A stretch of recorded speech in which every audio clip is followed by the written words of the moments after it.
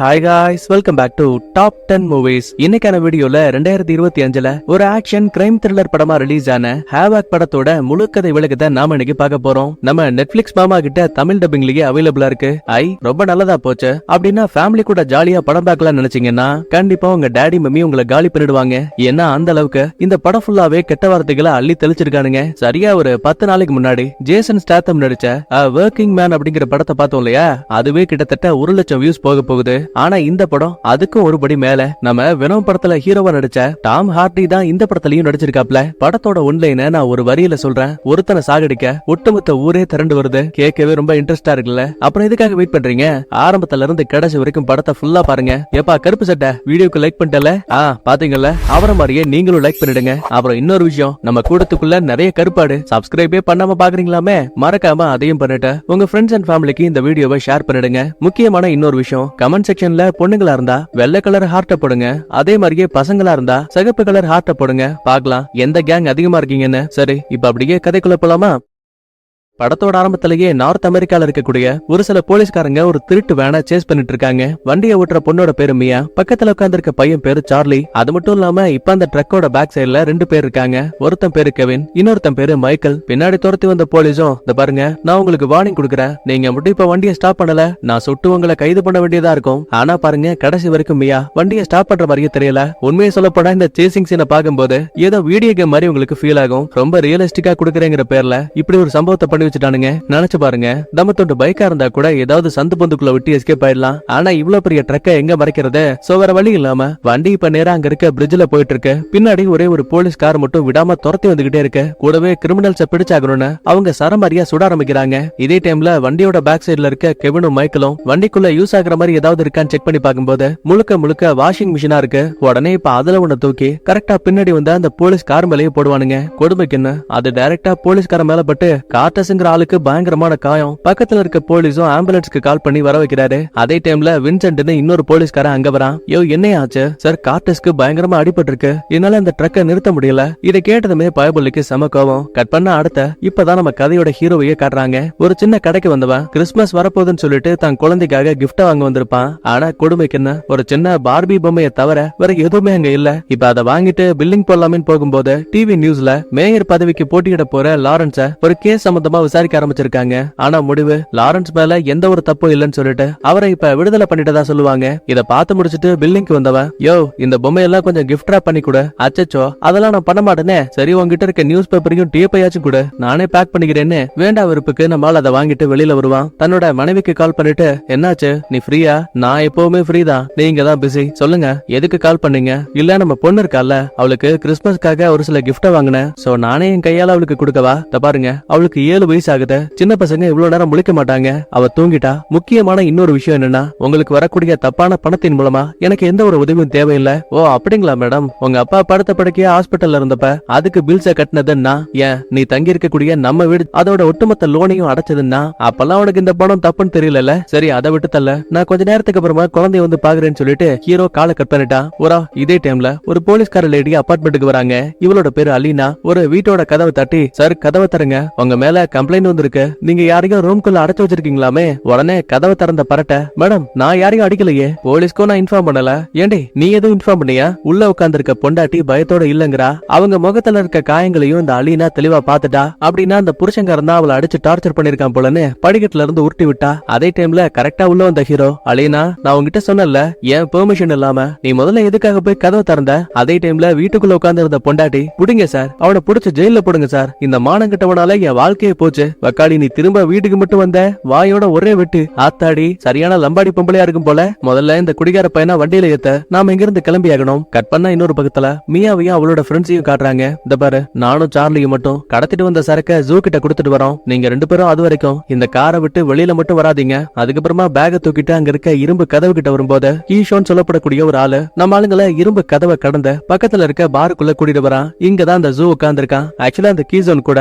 இந்த ஜூவோட அங்கிள் தான். கொண்டு வந்த பேக திறந்து உள்ள இருக்க போதை மருந்த பார்த்ததுமே பரவாயில்லையே சரக்க பாதுகாப்பா கொண்டு வந்துட்டீங்க. இப்ப இவங்க பேசிட்டு இருக்க இதே டைம்ல பாருக்கு வெளியில நல்லா சேறு சகதியோட ஒரு வித்தியாசமான ட்ரக் வந்து நிக்குது. அதுக்குள்ள ஒரு 4-5 பேரு முகமுடியோட உட்கார்ந்து இருக்கானுங்க. வெளியில வந்த ஜூவோட அங்கிளும் இதை கவனிக்கிறாரு. அப்பதான் போனுக்கு நீ எங்க இருந்து போயிடுங்கிற மாதிரி ஒரு சின்ன மெசேஜ் வருது. இதை அனுப்புனது வேற யாரும் கிடையாது, காருக்குள்ள இருந்த அந்த முகமுடி கும்பல் தான். அதுக்கப்புறமா அங்கிளும் ஒண்ணுமே தெரியாத மாதிரி பாரோட மேல் பக்கத்துக்கு போயிடுவான். அடுத்த நிமிஷமே காருக்குள்ள பதுங்கி இருந்த 4 முகமுடிக்காரனுங்க கையில துப்பாக்கியோட வெளியில வரானுங்க. இதை ஏற்கனவே காருக்குள்ள ஒளிஞ்சிருக்க கெவினும் மைக்கேலும் பாக்குறாங்க. ஏதோ ஒண்ணு தப்பா இருக்குன்னு சொல்லிட்டு பயத்துல வண்டி எடுத்துட்டு கிளம்பும் போது மியாவுக்கு கால் பண்ணி இந்த மாதிரி முகமுடி போட்ட ஒரு சில பேரு கையில கன்ஸோட உள்ள வராங்க, முதல்ல அந்த இடத்த விட்டு சார்லியும் நீயும் தப்பிச்சு போடுங்கன்னு சொல்லும் போதே வெளியில இருந்த அந்த கேட் மேன சரமரியா சுடுறானுங்க. கட் பண்ண அடுத்த நம்ம ஹீரோவும் அலீனாவும் கார்ல போயிட்டு இருப்பாங்க. அப்ப பின்பக்க சீட்ல தான் குழந்தைக்காக வாங்கிட்டு வந்த பொம்மைகளை அலீனா கவனிக்கிறா. ஆமா, இந்த வயசுல கூட நீங்க பொம்மையை வச்சு விளையாடுவீங்களா?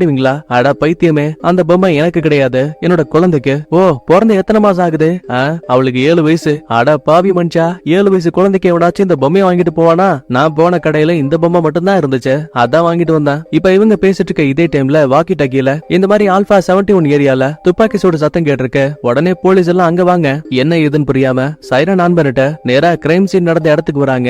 பார்த்தா அது நம்ம ஜூவோட பார். உள்ள இருந்த ஒட்டுமொத்த பேரையும் சின்ன பின்னமா சுட்டு சாகடிச்சிட்டு போயிருக்கானுங்க. சொல்லப்போனா ஹீரோ கண்ணை முடிக்கிட்டு இதெல்லாம் எப்படி நடந்திருக்கும்னு இமேஜினும் பண்ணி பாப்பான். அலீனா, டீடைல்ஸ் ஏதாவது கிடைச்சதா?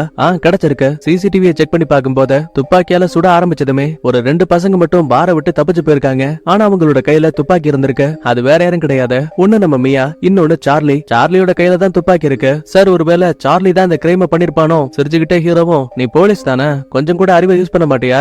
அவன் கையில வச்சிருக்க கூடியது சாதாரண பிஸ்டல், ஆனா இங்க இருக்க ஆளுங்க இறந்து போனது ரைபிள் தோட்டாக்களால. சோ இந்த கிரைம கண்டிப்பா இந்த 2 பசங்க பண்ணல.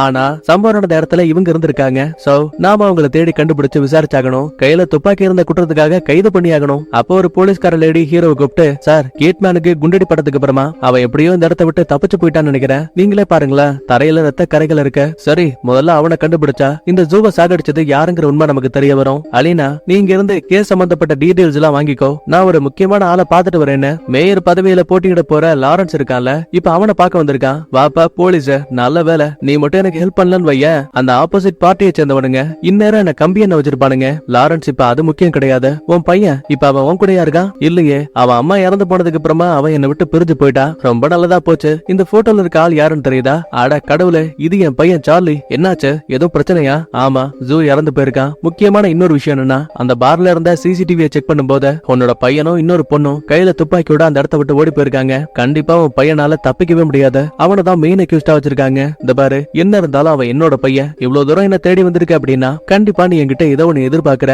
என் பையனை நீ காப்பாத்து, நீ ஆசைப்படக்கூடிய எல்லாத்தையும் நான் கொடுக்குறேன். லாரன்ஸ், போதும், எனக்கு இனிமே உன் பணம் தேவையில்ல. என்னடா இது அதிசயமா இருக்கு? ஏன்பா நீயும் உன் ஃப்ரெண்ட்ஸும் மன்னிக்கவே முடியாத ஒரு பெரிய கிரைம் பண்ணீங்க. ஆக்சுவலா அது எனக்கு மட்டும் தான் தெரியும். இதை மட்டும் நான் வெளியில சொன்னேன், உனக்கும் உன் ஃப்ரெண்ட்ஸுக்கும் களிதான். உடனே ஹீரோவும், இந்த பாரு, உனக்காக உன் பையனை நான் தேடி கண்டுபிடிக்கிறேன். ஆனா அதுல ஒரு சின்ன கண்டிஷன். நான் இந்த வேலையை முடிச்சதுக்கு அப்புறமா மறுபடியும் என்ன மிரட்டி எந்த ஒரு வேலையும் வாங்க கூடாது. இதுதான் ஃபர்ஸ்ட் அண்ட் லாஸ்ட்.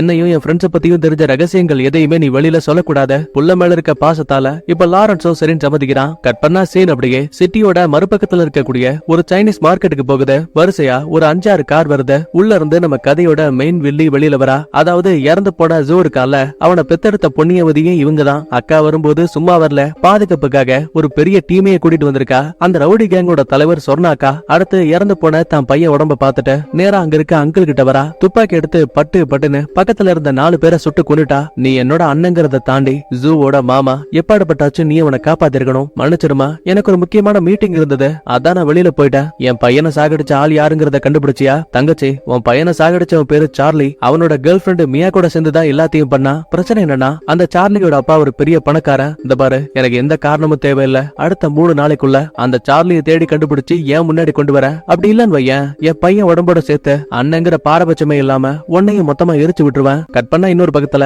நம்ம ஹீரோ ஒரு சின்ன மார்க்கெட்டுக்கு வந்திருக்கான். சம்பந்தமே இல்லாம ஒரு சைனாக்காரனை போட்டு அடி நடிச்ச. உண்மை சொல்ல ஜூவோட பார்ல வேலை பார்த்த அந்த கேட் மேன் அவன் இங்க வந்தானா இல்லையா? இப்ப வெளியில ஹீரோ விசாரிக்கக்கூடிய விஷயத்த பக்கத்து ரூம்ல இருக்கக்கூடிய ராக்குங்கிற ஆளு கேக்குறான். கூடவே இவன் ஒரு டாக்டர். அந்த கேட் மேன் இருக்கான்ல, அவன் உடம்புல ஏற்கனவே நிறைய தோட்டாக்கள் பட்டிருக்கும். சோ அந்த தோட்டாக்களை எடுத்து தான் உயிரை காப்பாத்திக்கிறதுக்காக இந்த ராக்கு கிட்ட வந்திருக்கான். அதே டைம்ல கொடுமைக்குன்னு கதவை எல்லாம் உடைச்சுக்கிட்டு உள்ள வந்த ஹீரோ முதல்ல கேட் மேன அடி அடிச்சுட்டு, உண்மை சொல்ல இந்த போட்டோல இருக்க பசங்களை வச்சு நீதான் ஜூவோட கதையை முடிச்சியா? பதிலே சொல்லாம பையன் அமைதியா இருக்கிறான். உடனே ஹீரோ கடுப்பாயிட்டு விரல் எடுத்து அவன் காயப்பட்ட இடத்துல வச்சு அழுத்துறான். வேற வழி இல்லாம கேட் மேனும் இந்த பாரு அந்த பசங்களுக்கும் இதுக்கும் எந்த சம்பந்தமும் கிடையாது அப்படின்னா யார் அந்த கொலையை செஞ்சது? ஒரு 4 பேரு முகமடியோட பாருக்குள்ள வந்தாங்க. அவங்க தான் ஜூவை சுட்டு கொன்னாங்க. ஒரு நிமிஷம் இரு. மியாவும் சார்லியும் அப்படின்னா ஜூவுக்காக வேலை பாக்குறாங்களா? கிடையவே கிடையாது. ஆக்சுவலா அந்த மியாவும் சார்லியும் திருட்டு பசங்க. தெரியாதனமா ஜூவோட காரையை திருடிட்டாங்க.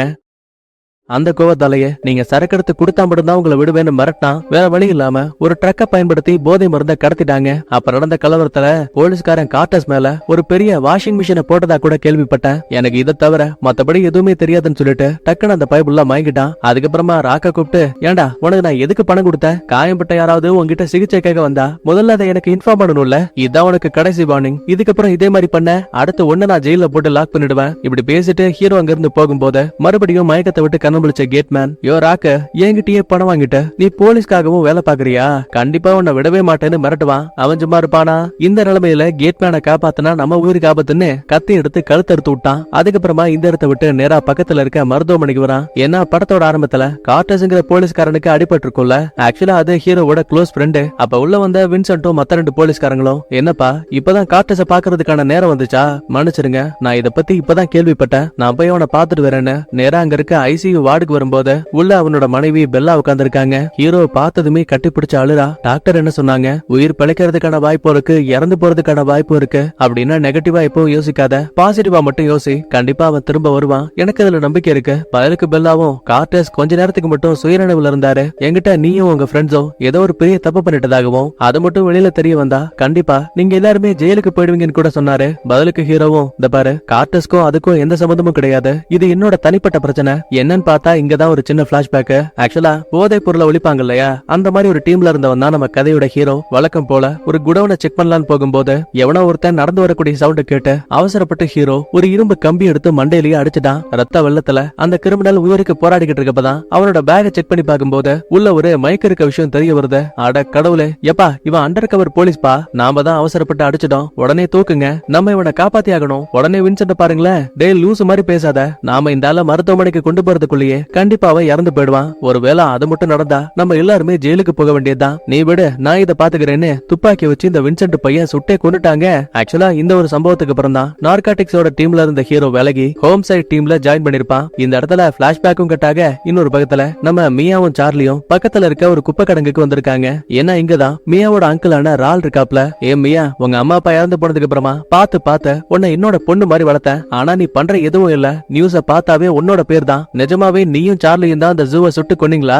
ஐயோ ரால், அந்த கொலையை பண்ணது நாங்க கிடையாது. ஒரு 4 பேர் முகமுடியோட உள்ள வந்தானுங்க. அவங்க மட்டும்தான் இது எல்லாத்துக்கும் காரணம். முக்கியமான இன்னொரு விஷயம் என்னன்னா, நாங்க ஜூ கிட்ட கொடுக்க வந்த அந்த போதைப் பொருள் இருக்குல்ல, அதை கூட அவனுங்க தான் திருடிட்டு போனானுங்க. சரி, நடந்தது நடந்து போச்சு. இதுக்கு அப்புறமா உங்களால இந்த அமெரிக்காக்குள்ள இருக்க முடியாது. என்னால முடிஞ்ச வரைக்கும் சீக்கிரமா உங்க 2 பேருக்கும் போலி பாஸ்போர்ட் ரெடி பண்றேன். சேஃப்டிக்காக இந்த போனை கையில வச்சுக்கோ. பாஸ்போர்ட் ரெடி ஆனதுக்கு அப்புறமா நானே கால் பண்ணுவேன். நீ எந்த ஒரு காலும் பண்ணக்கூடாதுன்னு சொல்லிட்டு ஒரு காரை கொடுத்து ரால் அந்த இடத்த விட்டு அனுப்பி வைக்கிறாரு. கட் பண்ண அடுத்த நம்ம ஹீரோ மறுபடியும் ஸ்டேஷனுக்கு வரும்போது அலினா கிட்ட கேஸ் சம்பந்தப்பட்ட டீடைல்ஸ் கேட்பான். பதிலுக்கு அவளும் கிரைம் சீன்ல நமக்கு ஒரு சின்ன உடஞ்சு போன பீஸ் கிடைச்சிருக்கு. அப்படியா? இது என்னது? சரியா தெரியல, ஆனா மேபி இது ஒரு மாஸ்கோட சின்ன பகுதியா இருக்கலாம். நல்ல விஷயம் தான். கேட்மேன் சொன்ன மாதிரி இந்த வேலையை பார்த்தது ஒரு வேலை முகமடிக்காரங்களா இருக்கலாம். ஒரு நிமிஷம் இருங்க, நீங்க கேட்மேனை பிடிச்சிட்டீங்களா? ஆமா, ஆனா அவனுக்கும் பெருசா எந்த ஒரு தகவலும் தெரியல. சார், இன்னொரு விஷயம், இந்த போட்டோ பாருங்க. ஆமா, யார் அந்த லேடி? ஒன்னு இறந்து போன ஜோவோட அம்மா, இவ ஒரு பெரிய கேங்ஸ்டர். அப்புறம் பின்னாடி இன்னொருத்தி இருக்கால, அவ இந்த வில்லியோட வலதுகை. பேரு சொர்ணாக்கா. வரும்போது தனியா வரல,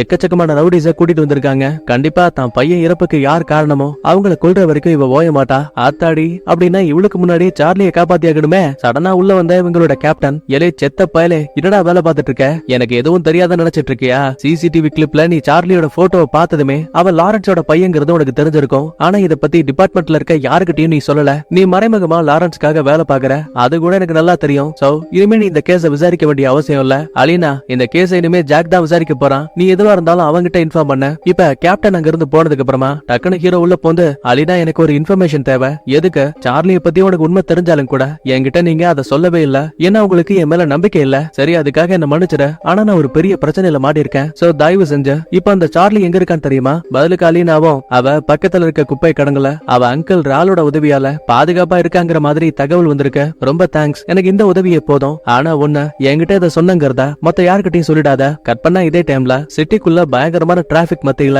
இந்த சார்லியோட அப்பா லாரன்ஸ் இருக்கான் இல்லையா, அவனோட காரும் மாட்டிக்கிச்சு. பக்கத்துல உட்கார்ந்து இருக்க பிஏவும், சார் இந்த டைம்ல நீங்க வெளியில சுத்துறது ரொம்ப ஆபத்துன்னு தோணுது. ஏமா நீ என்ன பேசிட்டு இருக்க? என் பையன் கிடைக்கிற வரைக்கும் கண்டிப்பா இந்த ஊரை விட்டு நான் எங்கேயும் போக மாட்டேன். அதனால என் உயிரே போனாலும் பரவாயில்ல. இவன் பேசி வாய கூட மூடல. பார்க்க ரொம்ப வித்தியாசமான 2 பைக்கு இவங்களோட காருக்கு முன்னாடி வந்து ஸ்டாப் ஆகுது. அது மட்டும் கிடையாது, ரைட் சைடுல இருந்து இவனோ ஒருத்தன் விண்டோவை தட்டுறான்.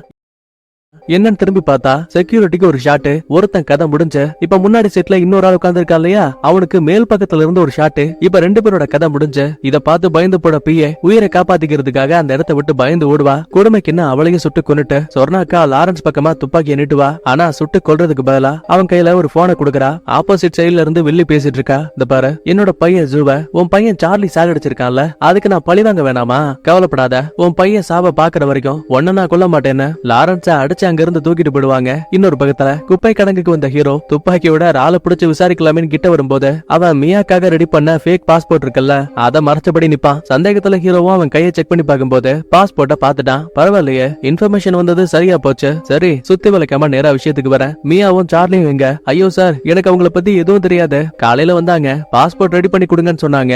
அதுக்கப்புறம் அவங்க எங்க போனாங்கன்னு எனக்கு எதுவும் தெரியாது. சரி, அவங்க நம்பர் எதுவும் வச்சிருக்கியா? இல்லையே, ஏதாவது ஒண்ணுனா அவதான் எனக்கு கால் பண்றேன்னு சொன்னா. உடனே ஹீரோவும், இங்க பாரு, நான் ஒரு போலீஸ்காரன் தான், ஆனா இருந்தாலும் சார்லி அப்புறம் மியாவோட உயிருக்கு ஆபத்தை. நீ என்னதான் ஃபேக் பாஸ்போர்ட் ரெடி பண்ணி கொடுத்தாலும் சரி, கண்டிப்பா அவங்கள ஏர்போர்ட்குள்ள போறதுக்கு முன்னாடியே அந்த வில்லியோட ஆளுங்க போட தள்ளிடுவாங்க.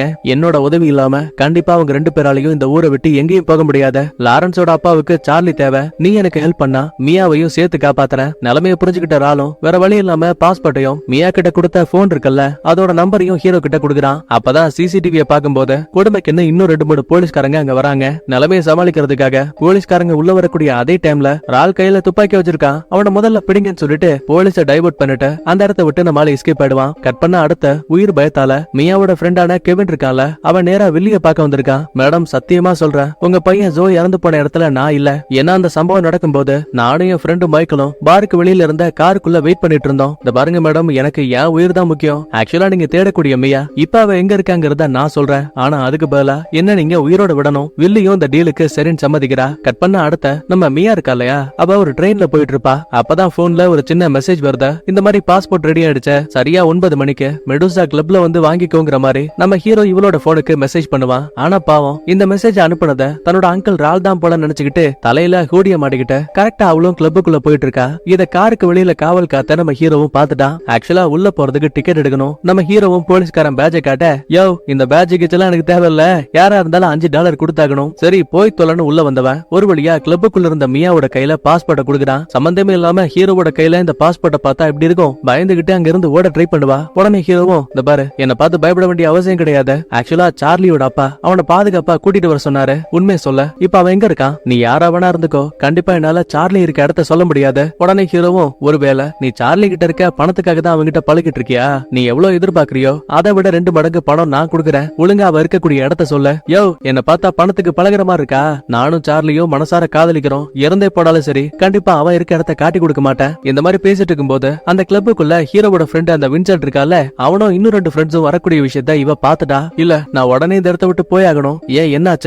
அந்த ஜூவை முகமடி போட்டு சாகடிச்ச ஆளுங்க இவங்க தான். உனக்கு நல்லா தெரியுமா? ஆமா, ஆக்சுவலா அவங்க என்னையும் கொல்ல பார்த்தாங்க. சோ உயிருக்கு பயந்த நான் திரும்ப சுடும்போது சென்டர்ல ஒருத்தன் நடந்து வரான்ல, அவன் மாட்டி இருந்த முகமடி உடஞ்சு கீழே விழுந்துருச்சு. அப்பதான் அவன் முகத்தை தெளிவா பார்த்தேன். ஆஹா, அப்படின்னா தான் ஃப்ரெண்ட்ஸா நினைச்ச ஆளுங்க தான் நடந்த பிரச்சனைகளுக்கெல்லாம் காரணம் போலன்னு. வின்சென்ட், எதுக்காக நீ இங்க வந்த? இந்த பாரு, நான் இங்க வந்தது டிபார்ட்மெண்ட் சம்பந்தமா தான். அதனால மியாவை என்கிட்ட ஒப்படைச்சிரு. நான் அவளை தனிப்பட்ட முறையில விசாரிக்கணும். அதெல்லாம் ஒண்ணும் தேவையில்ல. இவ என்னோட கஸ்டடியில இருக்கா. என்ன தாண்டி உங்களால இவளை கூட்டிட்டு போக முடியாது. அப்பதான் எதர்ச்சியா ஹீரோவும் சொர்ணாக்காவோட அல்லக்கைங்க இருக்காங்கல்ல, அந்த பயலுங்க உள்ள ஒரு விஷயத்த பாத்துட்டான். உடனே வின்சென்ட்டும் பேட்சை காட்டி, இந்த பாரு, நான் ஒரு போலீஸ், உடனே நீங்க சரண்டர் ஆகுங்கன்னு சொல்லுவான். ஆனா வந்த ரவுடி பயலுங்க பேச்சே கிடையாது. ஒன்லி வீச்சு மட்டும்தான். பட்டாக்கத்திய வச்சும் உருட்டு கட்டைகளை வச்சும் அடிக்க ஆரம்பிக்கிறானுங்க. இப்ப ஹீரோ சண்டை போடக்கூடிய இந்த சின்ன கேப்ல மியாவை துரத்திக்கிட்டு 2 அல்லக்கைங்க ஓடுவானுங்க. ஒருத்தன் காலை தட்டி விட அவ மாடியில இருந்து கீழே விழுந்துட்டான். 2வது ஆளோட டிஷர்ட்டை பிடிச்சு சொலட்டி உராட்டி இப்ப அவன் கதையும் முடிஞ்சு. இதுக்கடையில தனியா ஓடி வந்த மியா கிட்ட பட்டாக்கத்தியோட 2 பேர் ஓடி வருவானுங்க. சரியான நேரத்துல உள்ள வந்த ஹீரோ இப்ப அந்த பயலுங்க கூட சண்டை போட,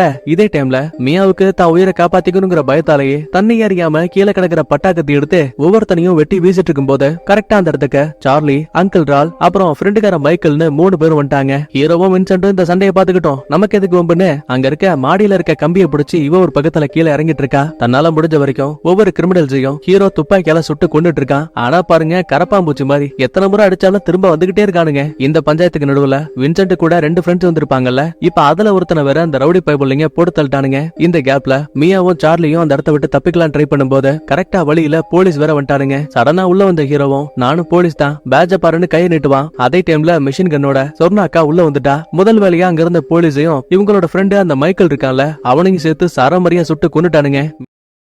மீதி இருக்க 4 பேர் மட்டும் பக்கத்து ரூம்குள்ள ஓடும் போது அங்கிள் ரால பாருங்களேன், வெளிப்பக்கத்துல இருந்து கதவை லாக் பண்ணிட்டு, செல்லம் நீ இந்த இடத்த விட்டு தப்பிச்சு போயிடு அங்கிள், நான் இதை பாத்துக்கிறேன், இல்ல என்னால முடியாது, நீங்களும் வாங்கன்னு கெஞ்சிரா கதறா. மன்னிச்சிரமா, எனக்கு ஏற்கனவே குண்டடிப்பட்டிருக்கு, நான் பெருசா இதுக்கப்புறம் வாழ்ந்து என்ன பண்ண போறேன், நீயாச்சும் சந்தோஷமா இருன்னு இவரு கதவை இழுத்து பிடிக்கக்கூடிய அதே டைம்ல பின்னாடி அந்த சொர்ணா கவன்ட்டா. அப்புறம் என்ன, மிஷின் கண்ணை வச்சு சரமரியா சுட்டு அங்கிள் ராலோட கதையை அங்கேயே முடிச்சுட்டா. இந்த பிரச்சனைக்கு நடுவுல ஹீரோவும் வின்சென்ட்டும் மாத்தி மாத்தி சுட்டுப்பாங்க. இருந்தாலும் கிடைக்கக்கூடிய ஒரு சின்ன கேப்ல பின்பக்க கதவை திறந்த 3 பேரும் வெளியில ஓடி வந்துருவாங்க. லைட்டா திரும்பி பார்த்தா அந்த கிளப்போட என்ட்ரன்ஸ்ல ஃபுல்லாவே போலீஸ் கார் அடிக்குது. சத்தமே போடாம ஹீரோ கார் எடுக்கலாம் ட்ரை பண்ணுவான். அப்ப வெளியில வந்த சொர்ணாக்கா மிஷின் கண்ணை வச்சு இவங்க காரையே சுட ஆரம்பிக்கிறா. சரி, இந்த குடும்பம் கூட பரவாயில்ல, பின்னாடியே அந்த வின்சென்ட்டும் ஃப்ரெண்டுக்காரனும் வெளியில வந்து இப்ப அவங்களும் சுட ஆரம்பிக்கிறாங்க. நல்ல வேலை, உயிருக்கு எந்த ஒரு பாதகமும் இல்லாம அந்த இடத்த விட்டு கார் எடுத்துக்கிட்டு எஸ்கேப் ஆடுவாங்க. வழக்கம் போல எல்லா பிரச்சனைகளும் முடிஞ்சதுக்கு அப்புறமா அந்த இடத்துக்கு வந்த போலீஸும் வின்சென்ட் கிட்டயும் ஃப்ரெண்டு கிட்டயும் என்ன நடந்ததுன்னு ஒன் பை ஒன்னா விசாரிக்க ஆரம்பிக்கிறாங்க. இதே டைம்ல கார்ல போயிட்டு இருக்க ஹீரோ அலினாவுக்கு கால் பண்ணுவான். யோ போலீஸ், யோ கிளப்புக்குள்ள புந்து என்னையா கலவரம் பண்ணி வச்சிருக்க, இந்த பாரு நடந்த எல்லாத்தையும் விட்டு தள்ள, நான் உங்ககிட்ட ஒரு முக்கியமான விஷயத்த சொல்லணும். நம்ம ஆல்ரெடி கெஸ் பண்ண மாதிரி சார்லியும் மியாவும் ஜோவை கொல்லல. உனக்கு என் ஃப்ரெண்டு வின்சென்ட் தெரியும்ல, அவன் தான் கூட்டாளிகள் உதவியால முகமுடிய மாட்டிக்கிட்ட கிளப்புக்குள்ள பூந்து அந்த ஜோவை சுட்டு கொண்டிருக்கான். சரி, இப்ப எதுக்காக இதையெல்லாம் என்கிட்ட சொல்லிட்டு இருக்க? ஏன்னா இப்ப ஒன்ன மட்டும் தான் என்னால முழுசா நம்ப முடியும். எனக்கு ஒரு உதவி பண்ண. ஆபீசர் கார்டஸ் எங்க அட்மிட் ஆயிருக்காரோ அந்த ஹாஸ்பிட்டலுக்கு போ. ஒருவேளை அவருக்கும் இந்த பிரச்சனையில பங்கு இருந்தா சுயநினைவுக்கு வந்ததுக்கு அப்புறமா கண்டிப்பா தன்னோட தப்ப ஒத்துப்பாரு. யோ, தப்பு பண்ணவன் எப்படியா தானா ஒத்துப்பான்? மத்தவங்க எப்படின்னு எனக்கு தெரியாது, ஆனா கார்டஸ் கண்டிப்பா ஒத்துப்பான். ஏன்னா அவன் என்னோட ஃப்ரெண்டு, அவனை பத்தி எனக்கு தெரியும். அலினா ஒரு பக்கத்துல கார் எடுத்துட்டு கிளம்புறதுமே இன்னொரு பக்கத்துல நம்ம கார்டஸ் அட்மிட் பண்ணிருக்க கூடிய அதே ஹாஸ்பிட்டலுக்கு இப்ப அந்த ஜோவோட அங்கிள் வந்திருக்கான். அதே டைம்ல வின்சென்ட் கிட்ட இருந்து கால் வருது. மறுபடியும் அந்த மியாவும் சார்லியும் எஸ்கேப் ஆயிட்டாங்க. கடுப்பான அங்கிளும், ஏடா உன்னால ஒரு வேலையை உருப்படியா பண்ண முடியாது, ஆரம்பத்திலேயே அந்த சார்லியும் மியாவும் சரக்க கொண்டு வரும்போது நீ தடுத்து செக் பண்ணிருந்தா போதும், ஒட்டுமொத்த சரக்கும் என்கிட்ட வந்திருக்கும். நீ பண்ண ஒரு சின்ன தப்பால ஜோவோட கதையை முடிச்ச, அந்த சரக்கை எடுக்க வேண்டியதாயிடுச்சு. யோ அதெல்லாம் இருக்கட்டும், என்ன ஏதோ ஹாஸ்பிட்டல்ல இருக்க மாதிரி சத்தம் கேக்குத? சிரிச்சுக்கிட்டே அங்கிளும், எந்த தப்பு பண்ணாலும் சரி அதை தடையுமே இல்லாம பண்ணணும். ஏற்கனவே மருத்துவமனையில அட்மிட் ஆயிருக்க கார்டஸ் இருக்கான்ல, அவனுக்கு நம்ம தில்லாலங்கடி வேலையை பத்தி எல்லாமே தெரியும். ஒருவேளை சுயநினைவுக்கு வந்தான் வை, போட்டு கொடுக்கறதுக்கான வாய்ப்பு அதிகம். சோ முதல்ல இவன் கதையை முடிச்சுட்ட, அடுத்த அந்த ஹீரோவோட கதையை முடிச்சுட்டா நாம தான் அந்த ஜோவை சாகடிச்சோங்கிறத யாருக்கும் தெரியாமையே போயிடும். அதுக்கப்புறமா காலை கட் பண்ண அங்கிள் பாக்கெட்ல இருந்து துப்பாக்கி எடுத்துட்டு இருக்கான். இதே டைம்ல நம்ம அலினா இருக்கால, அவ கரெக்டா ரிசப்ஷனுக்கு வந்துட்டா. நான் உடனே ஆபீசர் கார்டஸ பாத்தாகணும். அவரோட வாடை இது. மேடம் ஒரு நிமிஷம் இருங்கன்னு ரிசப்ஷனிஸ்டும் செக் பண்ணிட்டு இருப்பாங்க. அப்பதான் சிசிடிவியை பார்க்கும்போது அந்த அங்கிள் இருக்கான்ல, அவன் கோட்டுக்குள்ள இருந்து கன் எடுக்கிற விஷயத்த நம்மால் பாத்துட்டா. உடனே வார்டு நம்பரை நோட் பண்ணிட்டு எமர்ஜென்சி அலார்ம் ஆன் பண்ணிட்டு செக்யூரிட்டி கிட்ட இன்ஃபார்ம் பண்ணுங்கன்னு சொல்லிட்டு வேக வேகமா இவ மேல ஓடி வந்துட்டு இருக்கா. ஆனா அதுக்குள்ளேயே அந்த அங்கிள் வெளியில காவலுக்காக இருந்த போலீஸ்காரனையும் அட்மிட் ஆயிருந்த கார்டஸையும் சுட்டு அதே இடத்துல கொண்டுட்டான். திரும்பி பார்க்கும்போது கரெக்டா பொண்டாடிக்காரி உள்ள வந்துட்டா. கண்ணுக்கு முன்னாடி புருஷன் இறந்து போயிருக்கத பார்த்த இந்த அம்மாவால தாங்கவே முடியல, அழ ஆரம்பிக்கிறாங்க. அதே டைம்ல கரெக்டா நம்ம அலினா உள்ள வந்துட்டாங்க. அங்கிள் சும்மா இருப்பானா, கார்டஸோட மனைவிய பணைய கைதியா பிடிக்கிறான். அடியே போலீஸ, உன்னால எப்பவுமே என்ன பிடிக்க முடியாதுன்னு சொல்லிட்டு கடைசியில கார்டஸ் மனைவியை தள்ளி விட்டபடி அவங்கள சுட்டு கொன்னுட்டு எமர்ஜென்சி எக்ஸிட் வழியா பைபுள்ள படிக்கட்டுல கீழே போயிட்டு இருக்கான். தம்மத்துண்டு இடத்துக்குள்ள பயங்கரமான சேசிங் பண்ணி ஒரு வழியா அங்கிள நம்ம அலினா சுட்டு புடிச்சிட்டா. இதுக்கடையில ஹீரோ சார்லி அப்புறம் மியாவை கூட்டிக்கிட்டு ஒரு கைவிடப்பட்ட பழைய வீட்டுக்கு வந்திருக்கான். நடந்த கலவரத்துல சார்லியோட தோள்பட்டையில ஒரு தோட்டம் இறங்கி இருக்கும் போல. இந்த பாரு, இவனுக்கு உடனே ஃபர்ஸ்ட் எய்ட் பண்ணி ஆகணும், அப்படி இல்ல ரத்தப்போக்காளிய பையன் இறந்து போயிடுவான். அதுக்கப்புறமா சார்லியோட அப்பா அந்த லாரன்ஸ் இருக்கான்ல, அவனுக்கு கால் பண்ணி, யோ நீ சொன்ன மாதிரியே ஒரு வழியா உன் பையனை நான் காப்பாத்திட்டேன், நான் இருக்க லொகேஷனை உனக்கு அனுப்பி வைக்கிறேன், இனிமே நீயாச்சு உன் பையனாச்சு என்ன விட்டுருங்கன்னு இவன் காலை பேசிட்டு கட் பண்ணிடுவான். ஆனா உண்மையை சொல்ல போனா லாரன்ஸ் ஏற்கனவே வெள்ளிக்கிட்ட மாட்டி இருக்கான்ல, சோ இப்ப இவளுக்கு சார்லியை கண்டுபிடிக்கிறது ரொம்ப வசதியா போயிடுச்சு. கட் பண்ண அடுத்த நம்ம அலினா இருக்கால, நேரா ஹீரோவோட மனைவி கிட்ட வரா. மேடம், நான் சாருக்கு நிறைய கால் பண்ண, அவர் எடுக்கவே இல்ல, மன்னிச்சிருங்க, நானும் அவரும் பிரிஞ்சு வாழ்ந்துட்டு இருக்கோம், வேணும்னா நதிக்கரையை ஒட்டி ஒரு கைவிடப்பட்ட பழைய மர வீடு இருக்கு. அது ஹீரோவோட அப்பாவுக்கு சொந்தமானது. வேணும்னா அங்க போய் செக் பண்ணி பாருங்க. கட் பண்ண அடுத்த நம்ம அலினா இருக்கால, அவ கைது பண்ணி வச்சிருக்கக்கூடிய அங்கிள் கிட்ட போனை கொடுத்து ஜோவோட பார்ல இருந்து எடுக்கப்பட்ட அந்த போதைப் பொருள் எல்லாமே இப்ப அந்த வின்சென்ட் கிட்ட இருக்கு. சோ அத மொத்தமா நான் அனுப்பக்கூடிய லொகேஷனுக்கு கொண்டு வான்னு மிரட்டி பேச வைக்கிறா. அடுத்த கொஞ்ச நேரத்துக்கு அப்புறமா வின்சென்ட்டும் ஃப்ரெண்ட கூட்டிக்கிட்டு நேரா அந்த லொகேஷனுக்கு வந்துருவான். ஆனா கொடுமைக்குன்னு அங்க இருக்க பெட்டிக்குள்ள உடைஞ்சிருந்த நம்ம அலினா துப்பாக்கி முறையில 2 பேரையும் பிடிக்கிறா. இதுக்கடையில ஹீரோவுக்கு லாரன்ஸ் கிட்ட பேசும்போது அவர்கிட்ட இருந்து எந்த ஒரு பதிலும் வந்திருக்காது. ஒருவேளை எதிரிகள் கிட்ட மாட்டி இருப்பாரோங்கிற சந்தேகத்துல உடம்புல புல்லட் ப்ரூஃப்கான ஜாக்கெட்டையும் ஒரு சில ஆயுதங்களையும் ரெடி பண்ணுவான். அதே டைம்ல சார்லியும் மியாவும் நாங்க இங்க இருந்து கிளம்புறோம், எங்களோட வாழ்க்கைய நாங்க பாத்துக்கிறோம் சொல்லுவா. ஆனா கொடுமைக்குன்னு அதே நேரத்துல அந்த இடத்துக்கு இந்த வில்லியோட ஆளுங்க வந்துட்டானுங்க. ஒருத்தர் 2 பேர்னா பரவாயில்ல, கிட்டத்தட்ட 50-60 பேர் வந்திருக்கானுங்க. ஆக்சுவலா சாதாரண கொலைகாரங்களுக்கும் ப்ரொஃபஷனல் ஷூட்டருக்கும் நிறைய வித்தியாசம் இருக்கு. அப்படி பார்க்கும்போது நம்மால் ஒரு போலீஸ்காரன் சொல்லவா வேணும். எதிரிகள் எந்த பக்கத்துல இருந்து வந்தாலும் சரி ஷாட் கன்னை வச்சு பொழந்து கட்டுறான். ஒரு கட்டத்துல தோட்டா காலி ஆயிடும். ஆனா ஏற்கனவே இறந்து போன ஆளுங்க இருப்பாங்கல்ல, அவங்க கிட்ட இருந்த துப்பாக்கியை பிடுங்கி ஹீரோ, சார்லி, மியான்னு 3 பேரும் அந்த மரவெட்டிய கதற விடுறானுங்க. இதுல கொடுமை என்னன்னா தரக்குள்ள இருந்தெல்லாம் தோட்டா வந்துட்டு இருக்கு. ஒரு சந்தேகத்துல ஹீரோவும் அங்க இருக்க மரத்தை எல்லாம் உடைச்சு அடியில குனிஞ்சு பார்த்தா இந்த மர வீட்டுக்கு அடியில ஒரு சின்ன சுரங்க பாதை மாதிரி இருக்கு. அதுக்குள்ளயும் இந்த ரவுடி பயிலுங்க வந்துட்டானுங்க. தலைவன் சும்மா இருப்பானா, துப்பாக்கியோட ட்ரிகரை பிடிச்சு ஒரு அழுத்து மொத்த பேரோட கதையை முடிஞ்சு. ஆக்சுவலா பிளட் சீன்ஸை காட்டுறதுக்கான அனுமதி யூடியூப்ல கிடையாது. சோ என்னால முடிஞ்ச வரைக்கும் ஒரு சில சீன்ஸை காட்டிட்டு மத்த எல்லாத்தையுமே லைட்டா பிளர் பண்ணிடுவேன். ஒரு கட்டத்துக்கு மேல சார்லி அப்புறம் மியான்னு 2 பேரையுமே தனித்தனியா அந்த அடியாளுங்க இழுத்துட்டு போயிடுவானுங்க. தடுக்கலாமே ஹீரோவும் பக்கத்துல வருவான். ஆனா அதுக்குள்ளேயே கரெக்டா உள்ள வந்த சொன்னாக்கா குங்ஃபு கராட்டே எல்லாம் பழகிருப்பா போல லெஃப்ட் ரைட்னு காலை சொல்ட்டி அடிச்சு தோல் மேலேயே வைக்கிறா. சரி கத்திய வச்சு குத்தலான்னு பார்த்தா அதே கத்திய பிடுங்கி போட்டு ஹீரோவை அடிச்சு மட்டையாகிட்டா. சொல்ல போனா ஹீரோவை தூக்கி வீசின வேகத்துக்கு அந்த வீட்டுல இருக்க ஒரு சில மரக்கட்டையெல்லாம் உடஞ்சு இவன் மேலேயே விழுந்துரும். லாஸ்டா ஹீரோவா அடிச்சு கொள்ளலான்னு சொர்ணாக்காவும் மேல விழுந்து கிடக்கிற கட்டையெல்லாம் எடுப்பா. ஆனா இங்கதான் சம ஷாக்கு. ஏன்னா நம்மால கீழே விழுந்த இடத்துல கேபிள்ஸோட கனெக்ட் ஆன ஒரு அம்போட துப்பாக்கி இருக்கு. அப்புறம் என்ன புளிச்சுன்னு கழுத்தை பார்த்து ஒரு ஷாட்டு. அங்கேயே சொர்ணாக்கா கதை முடிஞ்சு போச்சு. நடந்த கலவரத்தால நம்ம ஹீரோவும் டயர்ட் ஆகி அங்கேயே மயங்கிடுவான். இது கிடையில வெளியில மியாவையும் சார்லியவும் வளைச்சு பிடிச்சிருக்கானுங்க. கரெக்டா உள்ள வந்த வெள்ளி சரி சார்லிய சுட்டு கொல்ல போறா, தன் பையனோட இறப்புக்கு பழிவாங்க போறான்னு பார்த்தா அதான் கிடையாது. எப்பா லாரன்ஸ், உனக்கு ஒரு விஷயம் தெரியுமா? இந்த உலகத்திலேயே எனக்கு ரொம்ப பிடிச்ச ஒண்ணு அது என் பையன் மட்டும்தான். அவனை என்கிட்ட இருந்து பிரிச்சதால உன் பையனுக்கு இந்த உலகத்துல எது ரொம்ப பிடிக்குமோ அத அவங்கிட்ட இருந்து பிரிக்கிறது மட்டும்தானே நியாயம்? இன்னும் புரியலையா? அவனோட உண்மை காதலி அதான் அந்த மியாவை உன் கையாலேயே சுட்டு கொல்ல உன் பையனுக்கு மரண வழிய கொடுன்னு துப்பாக்கிய கையில குடுக்குறா. தான் புள்ள உயிரை காப்பாத்துறதுக்காக லாரன்ஸும் துப்பாக்கி நீட்டுவாரு. ஆனா சார்லிய பாருங்களேன், அப்பா வேணாப்பா, ஏற்கனவே அம்மாவை பிரிஞ்சு நான் நிறைய கஷ்டப்பட்டுட்டேன். மறுபடியும் என்னால இவளையும் இழக்க முடியாது. தயவு செஞ்சு முதல்ல என்ன கொன்னுட்ட, அதுக்கப்புறம் வேணா அவளை கொல்லுங்கன்னு பையன் கால்ல விழுந்து அழுறான். நைனாவாலையும் இதை பார்த்து பொறுக்க முடியல. மனுஷன் அழ ஆரம்பிக்கிறாரு. அப்பதான் கரெக்டா அந்த இடத்துக்குள்ள தலைவி அலீனா வரா. ஏமா வில்லி, நீ தப்பு கணக்கு போட்ட. உன் பையன் ஜோவை சாகடிச்சது இவங்க கிடையாது, உன் அன்பு அண்ணனும் தோ இங்க இருக்க வின்சென்ட்டும் அவனோட கூட்டாளிகளும் தான். அட பாவி அண்ணா, நீதான் அவனை கொன்னியா? ஆமாடி, எப்படி இருந்தாலும் நான் சாக போறேன். இதுக்கப்புறம் உண்மையை மறைச்சு என்ன ஆக போகுது? உன்னோட புருஷன் இறந்து போனதுக்கு அப்புறமா ஒட்டுமொத்த அதிகாரமும் என்கிட்ட வந்திருக்கணும். ஆனா நீ உன் பையன் கிட்ட கொடுத்த ஒரு மாமாங்கிற மரியாதை கூட இல்லாம மத்த அடியாளுங்களை போல என்னையும் கேவலமா நடத்தினா. என்னால அதை பார்த்துட்டு பொறுக்க முடியல. சோ அவனுக்கு சேர வேண்டிய சரக்க மட்டும் நான் முதல்ல திருடணும்னு ஆசைப்பட்டேன். ஆனா இந்த முட்டாள் வின்சென்ட் எல்லாத்தையும் கெடுத்துட்டான். அதுக்கப்புறம் தான் வேற வழி இல்லாம உன் பையனை சாகடிச்ச. மறுபடியும் அந்த சரக்க நான் எடுத்தேன். இன்னைக்கு உன்னை சும்மா விட மாட்டேன்னு அந்த வில்லி கடுப்பாகிற அதே டைம்ல வின்சென்டோட ஃப்ரெண்டுகாரா இருக்கால, அவன் அலினாவை அடிச்சு கீழே தள்ளிட்டு ஒரு பிஸ்டலை கையில எடுத்துட்டான். முதல்ல சார்லியை பார்த்து சுடலாமே ட்ரை பண்ணும்போது லாரன்ஸ் சும்மா இருப்பாரா? தான் பையனை காப்பாத்துறதுக்காக இவரு உள்ள புந்து தோட்டாக்களை உடம்புல வாங்கிப்பாரு. பதிலுக்கு அலினா சுட ஆரம்பிச்சதுமே ஆக்சுவலா இந்த வில்லி கூட காவலுக்கு இருந்த ஒரு சில பேரு இந்த அங்கிளோட ஆளுங்க போல. சோ அவங்களே இப்ப இவளை கொல்ல பாக்குறாங்க.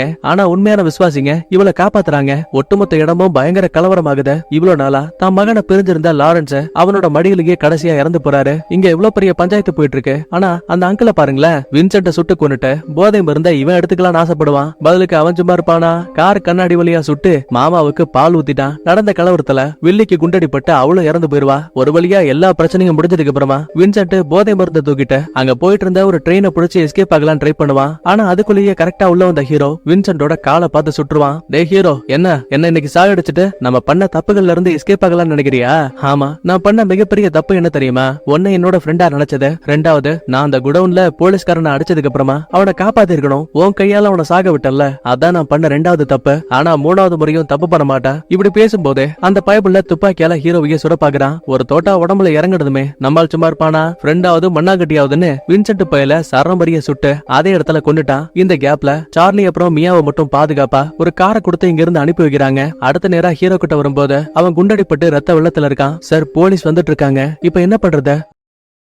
ரொம்ப யோசிக்காத, என்ன கைது பண்ண ஒரு சில காரணங்களால, தெரிஞ்சோ தெரியாமையோ என் நண்பர்களால நான் ஒரு சில தப்புகளை மறைச்சிருக்கேன். ஆனா அலினா, நீ ஒரு நல்ல ஆபீசர். நான் பண்ண தப்புகளை மறுபடியும் மறைச்ச. உன் யூனிஃபார்ம கரையாக்க விரும்பல. சரியோ தப்போ, இதுக்கப்புறம் நான் நேர்மையா மட்டும்தான் வாழ போறேன்னு ஹீரோ சொல்ற மாதிரி காட்டி அப்படியே இந்த இடத்துல சூப்பரா படத்தையும் முடிக்கிறாங்க. நான் சொன்ன இந்த கதை பிடிச்சிருந்தா லைக் பண்ணுங்க, உங்க ஃப்ரெண்ட்ஸ் அண்ட் ஃபேமிலிக்கு ஷேர் பண்ணுங்க. கூடவே எனக்கு இந்த படத்துல பிடிச்சத அந்த மியாவோட அங்கிள் ரால் இருக்காப்ல, அதே மாதிரியே உங்களுக்கு பிடிச்ச ஆள் யாருங்கிறத கமெண்ட்ல சொல்லிடுங்க. நான் உங்களை அடுத்த வீடியோல பாக்குறேன். பாய், தேங்க்யூ, லவ் யூ ஆல்.